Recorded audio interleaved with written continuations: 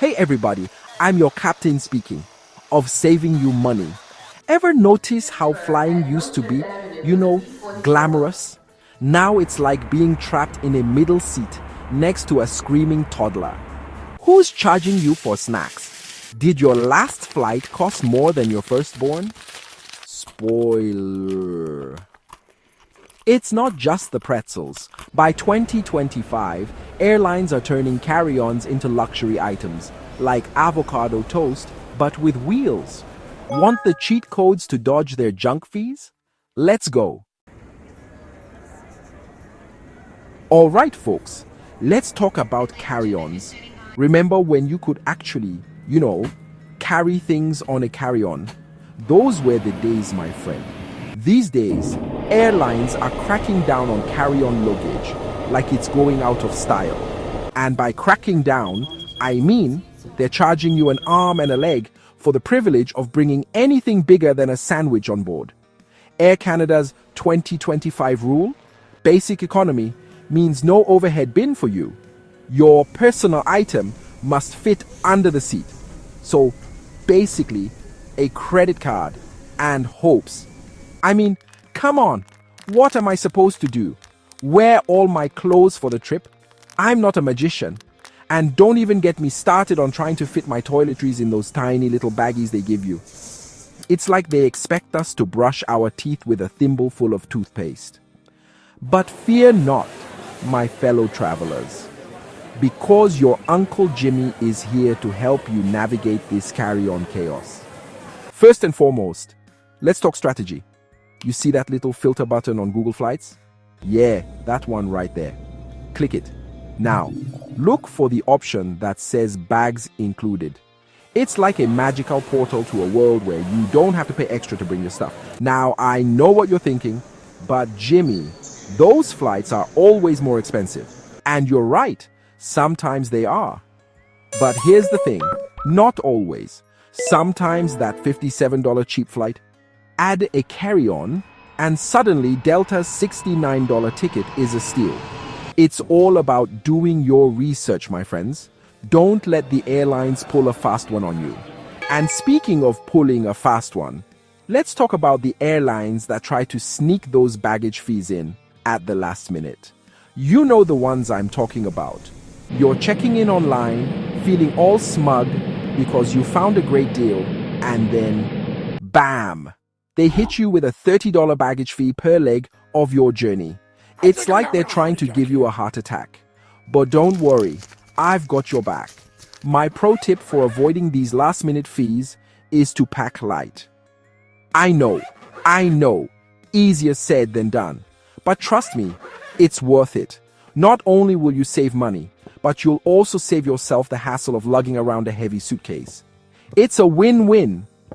So there you have it, folks. My top tips for surviving the carry-on catastrophe. Now go forth and travel with ease, my friends. And remember, when it comes to airlines, always read the fine print. Okay, let's say you're like me. You need a vacation from your vacation just to unpack. Checked bags are unavoidable, but so is overpaying. Airlines have gotten sneaky with this thing called dynamic pricing. It's like they hired Dr. Evil to design their pricing algorithms. Basically, it means the price of checking a bag can change more often than my Aunt Carol's Facebook status. 1 minute it's $30, the next it's $99. It's like they're playing roulette with our luggage. Frontier's bag fee, $50 online. $99 at the airport. It's like Uber surge pricing, but for your underwear. Always prepay bags when booking, unless you enjoy funding the CEO's third yacht. And here's the thing, they're not transparent about it at all. They don't tell you when the prices are going to change or why.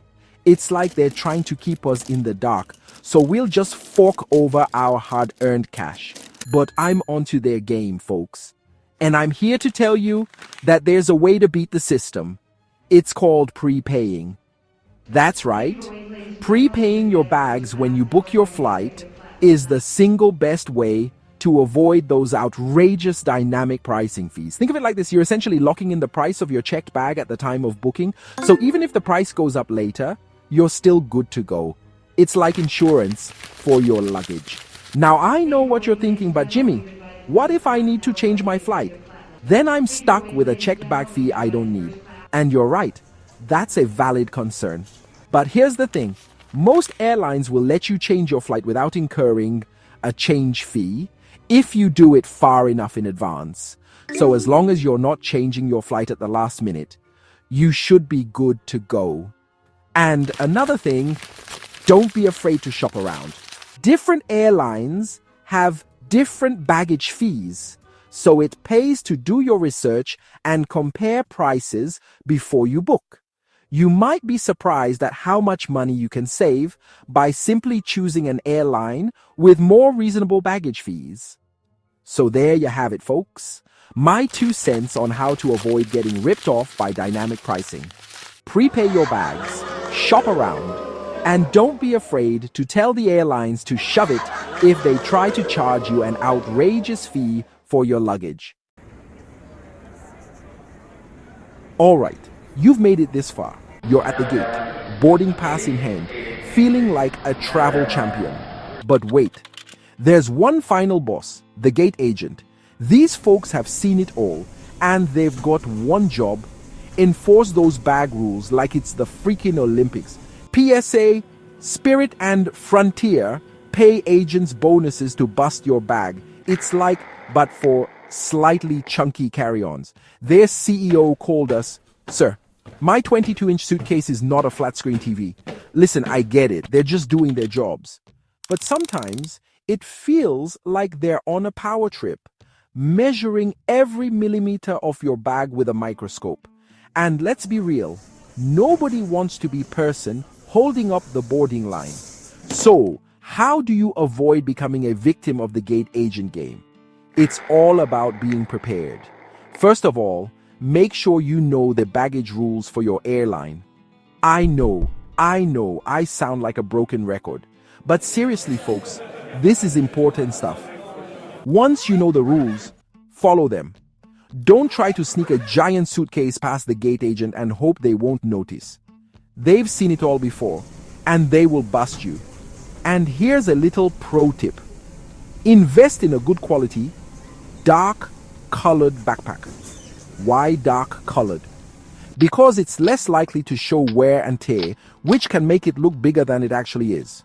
And trust me, you want your bag to look as small and inconspicuous as possible when you're walking past that gate agent.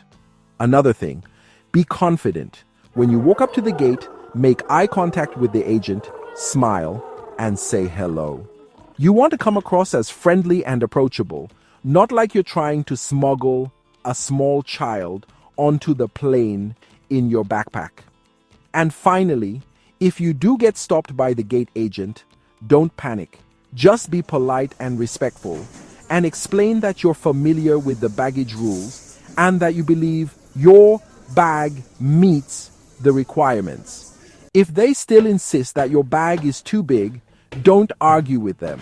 Just ask if you can gate check your bag for free. Most airlines will do this, especially if you're nice about it. So there you have it, folks. My tips for surviving the gate agent game. Remember, knowledge is power, confidence is key, and a little bit of kindness goes a long way. Now go forth and travel with ease, my friends. All right, passengers, time to deplane this information overload. We've covered a lot today, but remember these golden rules and you'll be a fee-dodging ninja in no time. Recap time. First, filter flights with bags included. Travel Mosa is your wingman. Second, prepay bags. Don't feed the dynamic pricing monster. And third, avoid gate agent bait. Dark backpacks equal ninja mode. Now go forth, dodge those fees and subscribe so